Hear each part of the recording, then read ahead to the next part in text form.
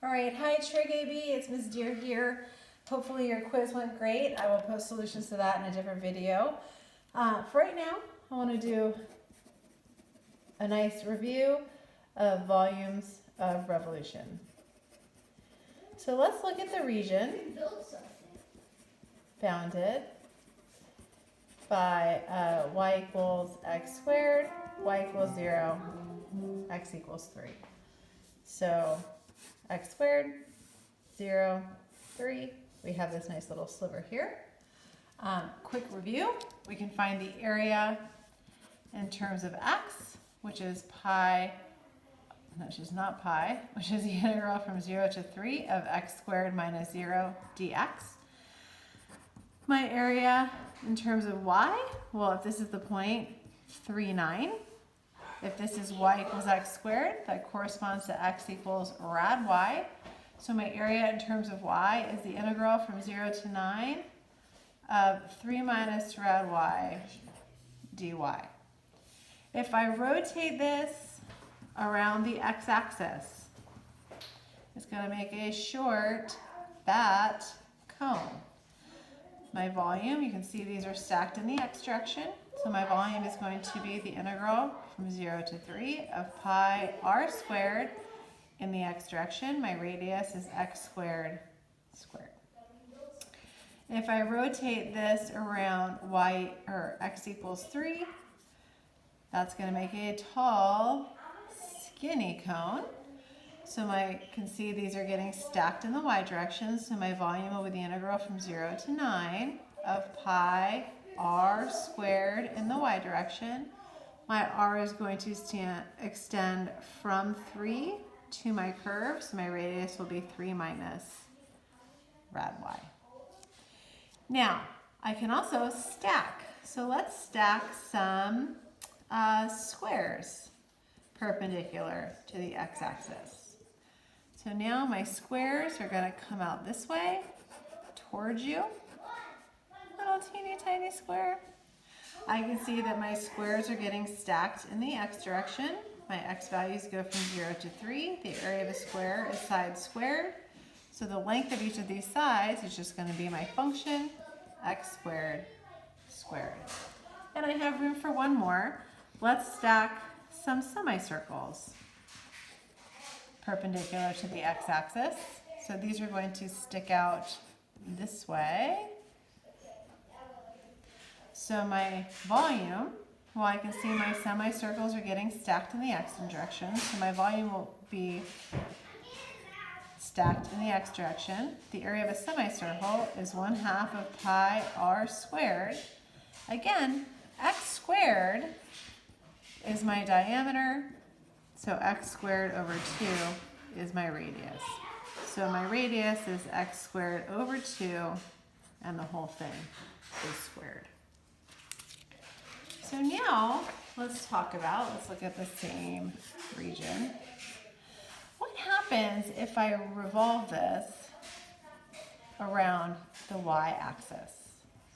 So we can see that this region is not actually touching the y-axis. So when it rotates around, I'm going to have a hollow center. So instead of each cross-section being a solid circle, like it was when we revolved around x equals 3, each cross-section is going to be a hollow disc. The outside will go around and the inside will go around.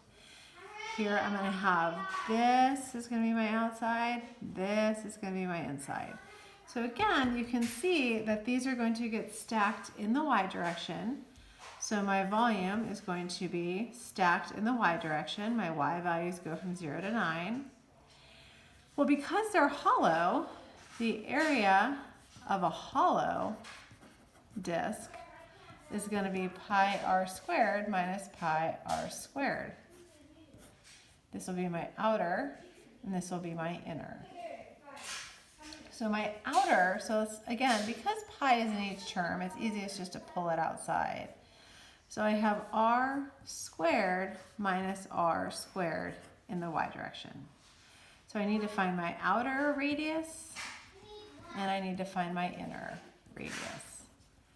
And I can see my outer radius goes all the way from the y-axis out to x equals 3. And no matter where I am, my outer radius is always the same. So my outer radius is 3. My inner radius goes from 0 out to the curve. So my inner radius is always rad y. And now I have the freedom, I can rotate around anything, not something that is necessarily solid. So let's revolve around the line x equals 5. So x equals 5 is right here. Again, my region is not touching x equals 5, so it's definitely going to be hollow. So I'm going to end up with basically like a volcano you made as a kid with a hollow center. So it's going to be, again, a bunch of hollow rings stacked in the y direction. So my volume is going to be pi r squared minus pi r squared. My y values still go from 0 to 9.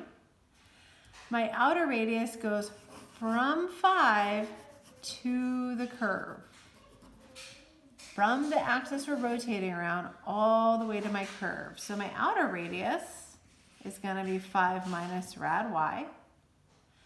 My inner radius is going to go from 5 to 3, and you can see it's always going to be the same. My inner radius is going to be 2. And let's do one more. Let's revolve around, let's do y equals -1. So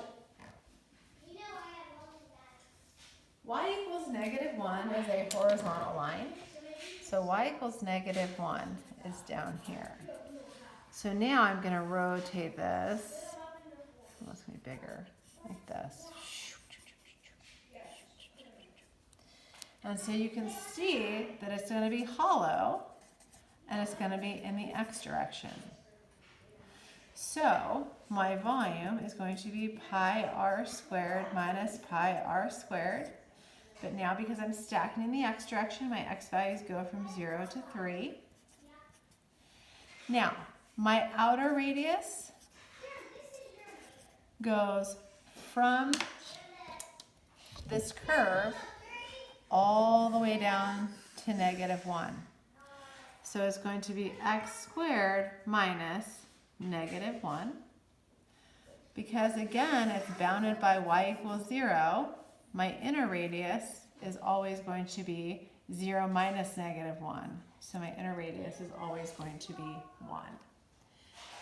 All right, so I'm going to do one more example in a video. Hopefully this gives you a good introduction to the idea of cross sections that are not necessarily solid.